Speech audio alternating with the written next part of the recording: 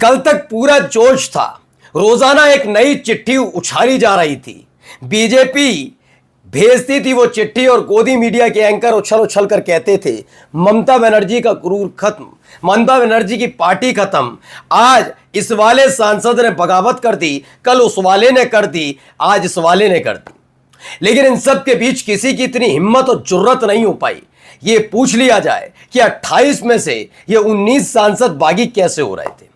आज खबर ये नहीं है, खबर इससे आगे की यह है कि जो 19 सांसदों की बगावत पर उछल उछल कर टीएमसी का बीजेपी में विलय करने का सपना देख रहे थे, उनके सबके सपनों पर पानी फेर दिया सिर्फ 2 सांसदों ने। ऐसी बाजी पलटी है कि भारतीय जनता पार्टी का सपना तो अधूरा रह ही गया, इसके साथ साथ अब उन बागी विधायकों की हालत भी खराब है कि अभी तो 2024 में ही चुनाव जीत के चुके थे, 2 साल भी सांसद नहीं रह पाए और उनकी सांसदी जाने वाली है। जी हां, 1-2 नहीं 17 सांसद जो बागी हुए सबकी सदस्यता जा रही है। बीजेपी को कोई फायदा नहीं होने जा रहा है, हड़कंप मच गया है।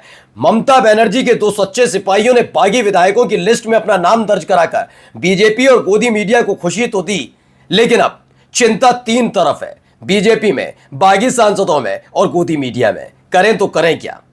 17 सांसद, 19 से 20 सांसदों की कवायद थी, लेकिन रह गए 17 और नियम के मुताबिक यानी संविधान के जो 91वें अमेंडमेंट के मुताबिक 2/3 सांसदों की जरूरत है दल बदल के लिए, और दल बदल में आपकी संसद सदस्यता सुरक्षित रहती है। लेकिन क्या ये 2/3 सांसद पूरे हो पाए?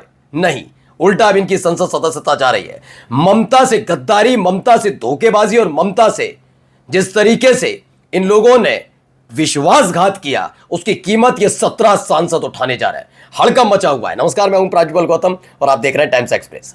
मैं ये नहीं कह रहा कि किसी भी सांसद विधायक का दल बदल करना गलत है, चूंकि वो संवैधानिक है, उनकी अपनी मर्जी है, तो ऐसे में असंवैधानिक करार नहीं दूंगा। दूसरा, संविधान के तहत अगर 2/3 सांसद या 2/3 विधायक अपनी पार्टी छोड़कर पाला नहीं बदलते हैं तो उन तमाम विधायक या सांसदों की चली जाती है सदस्यता। वो विधायक विधायक नहीं रहेगा, सांसद सांसद नहीं रहेगा। अगर पार्टी चाहेगी तो पार्टी कहती है नहीं, हम नहीं इन पर कार्रवाई कर रहे, रहने दीजिए सांसद विधायक, तो बात अलग है। पार्टी चाहे तो संसद सदस्यता और विधायकी छीन सकती है अगर 2/3 सांसद या विधायक बागी ना हुए। इसीलिए कवायद ये थी कि तकरीबन 20 सांसदों की फौज को खड़ा किया जाए। 28 में से 20 सांसद जैसे ही आएंगे वैसे ही एक नया गुट बनेगा, और वो गुट सीधे कहां जाएगा?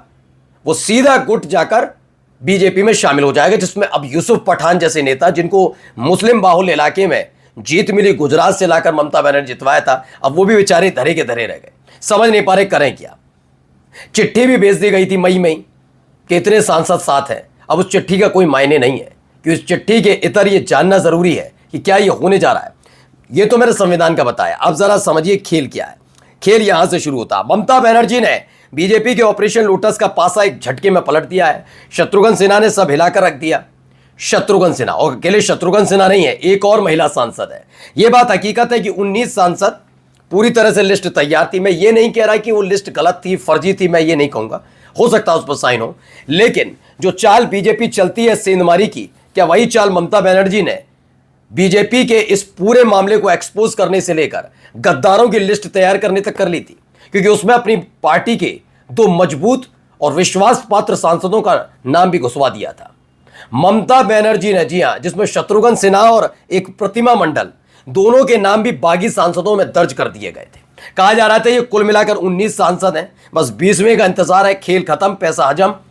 ममता बनर्जी की पार्टी तो समझ ली खत्म होने की कगार पर, जबकि उसका भी संवैधानिक दायरा होता है, वो बताऊंगा बाद में। लेकिन फिलहाल अभी क्या है कि जब 2/3 सांसद होते, यानी 28 में से अगर 20 सांसद इस समय इनके साथ खड़े होते, तो ये अलग गुट बनाते, उसको नया नाम देते, चाहे कुछ भी दे, टीएमसी का नाम कुछ भी कर देते।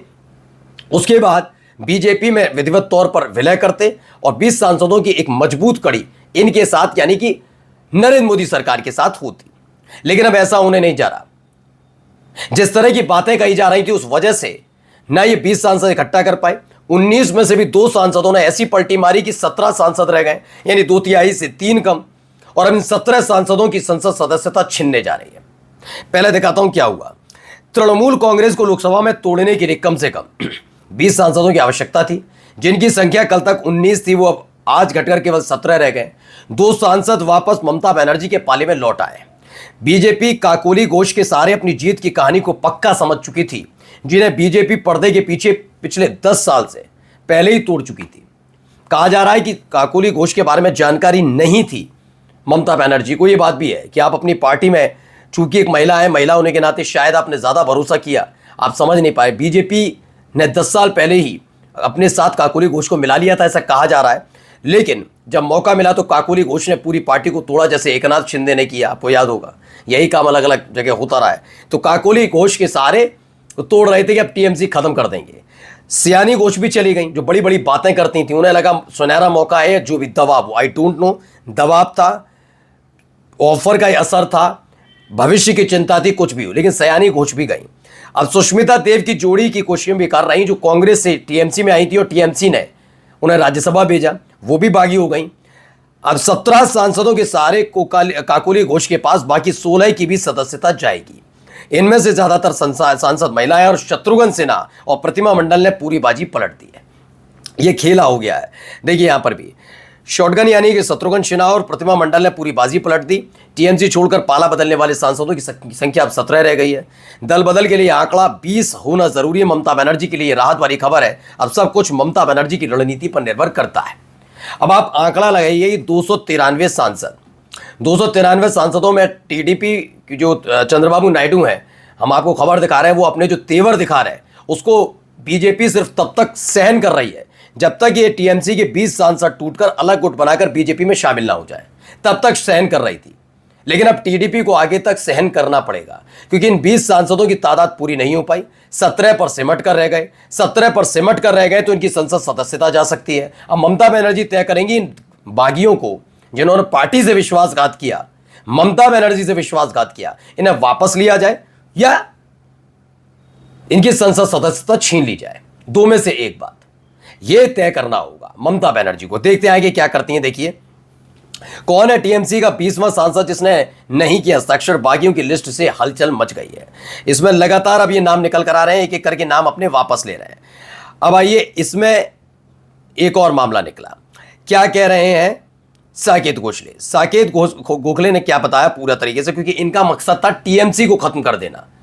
जैसे शिवसेना छीन ली, एनसीपी छीन ली, वैसे ही टीएमसी छीनने का था। क्या है, टीएमसी के गद्दार सांसद बीजेपी से मिले, अंग्रेजी में हिंदी में बता रहा हूं, द टीएमसी ट्रेटर एमपीज, उनके लिए बीजेपी से मिले, करोड़ों रुपए के लालच में इतने उत्साहित हैं कि उन्होंने कानून को पढ़ने की भी जहमत नहीं उठाई।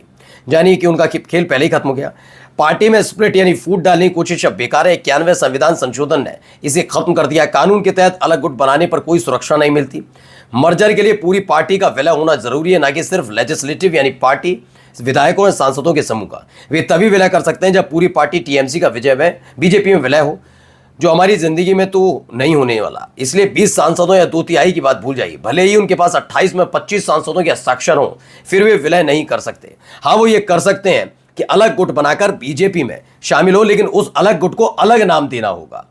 देखिए ये भी लिखती हैं, महुआ मोहित्रा ने भी लिखा है सेम उसके बाद उसी बात को दोहराया है जो साकेत गोखले ने। टीएमसी गद्दार सांसदों को कानून की जानकारी नहीं है। संविधान के 91वें संशोधन 2003 ने पार्टी के में फूट या अलग गुट बनाने के प्रावधान को हटा दिया है। सांसदों की संख्या मायने नहीं रखती। मूल राजनीतिक पार्टी के 2/3 हिस्से को दूसरी पार्टी में विलय करना होता है। सभी 19 गद्दारों को इस्तीफा देना होगा और बीजेपी की टिकट पर चुनाव लड़ना होगा। ये क्लियर है। भारतीय जनता पार्टी का सपना तो यहीं अधूरा रह गया। नमस्कार।